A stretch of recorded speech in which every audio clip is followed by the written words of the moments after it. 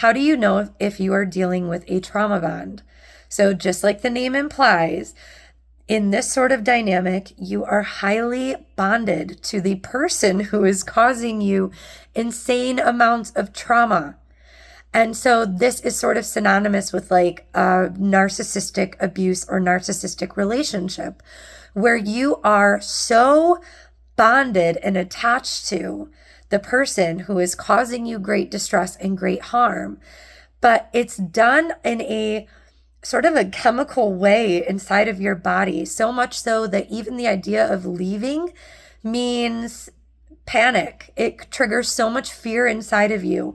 The idea of walking away leaves you dumbfounded at how you will even manage without this person, how you will function in reality, because you have been so abused and so disillusioned from who you are anymore that you can't even fathom the idea of walking away.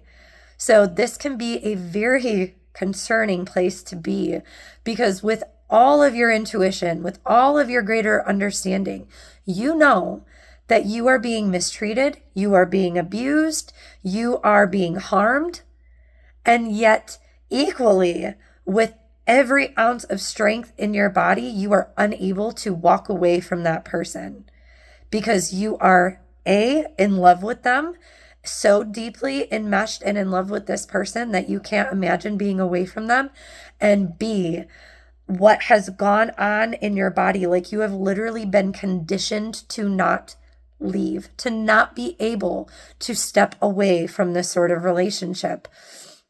And so these sort of relationships have a pattern, and you will notice that it looks like this. And this is a key identifier to a trauma bond. It starts out where the narcissistic individual or the abuser will love bomb you. They will buy you things. They will treat you like a king or queen. They will put you on a pedestal. They will bond with you in such a way, like at this time, your body is releasing oxytocin and dopamine. You are feeling euphoria and bliss. You feel like you have found the most incredible person ever.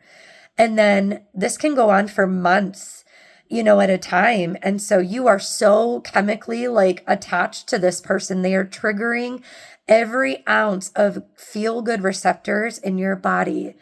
And then something happens suddenly.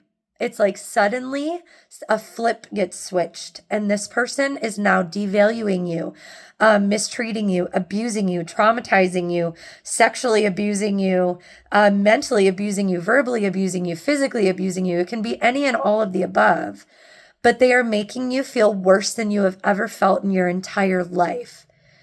And during this period, your body is being flooded with cortisol and with adrenaline. And so you are in fight or flight. You don't understand what's going on. And then you may walk away from this person. You may pull away from them, or they may pull away and totally discard you. And then you are just left feeling confused, uncertain. You don't know what just happened. How do you go from bliss to feeling worse than you've ever felt in your entire life? And that is because this person is grooming you and literally reprogramming your mind to go into confusion. It's reprogramming your emotions, your hormones, every internal system in your body to be hyper fixated on this connection. And then what they do is either you pulled away or they pulled away. Once they start to feel you slipping away, though, they will come back in with love bombing. And so this goes around and around and around in a very cyclical fashion. It's a pattern. And usually, the love bombing phase or the bliss phase lasts as long as you are willing to endure or play with their ego, as long as you are willing to be the version of you that they expect you to be, as long as you don't challenge them to be a better person, to change, to level up, to address or be accountable for any certain behavior. And so when you do this, you then trigger a defensive mechanism in the abuser, and this is when they devalue you. They have to, because anytime you show any sort of strength against their character, that's when the mask begins to slip. they can't handle it. And so they have to devalue you. They have to abuse you. They have to mistreat you.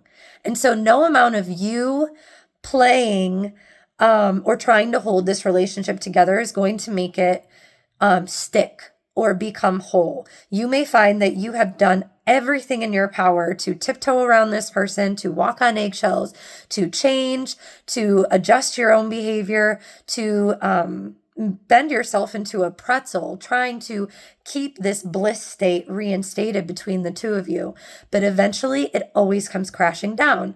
And so when you find yourself in these incredibly low states, you almost desire things to go back to bliss. So you may find yourself apologizing. You may find yourself taking responsibility for things that were never your fault. You may find yourself shaping yourself into someone that you are not, it's almost like a drug, just to reinstate this bliss, because it's doing something inside of you chemically.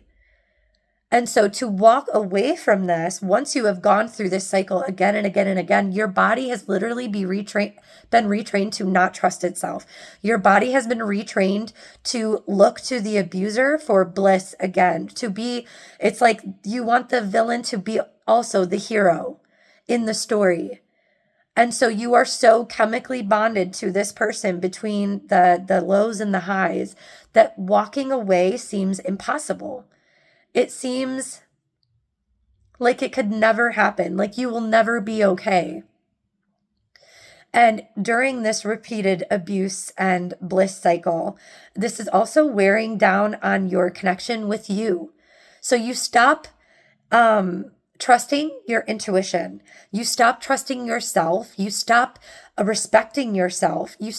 So you essentially lose yourself completely in this dynamic, which makes walking away almost impossible.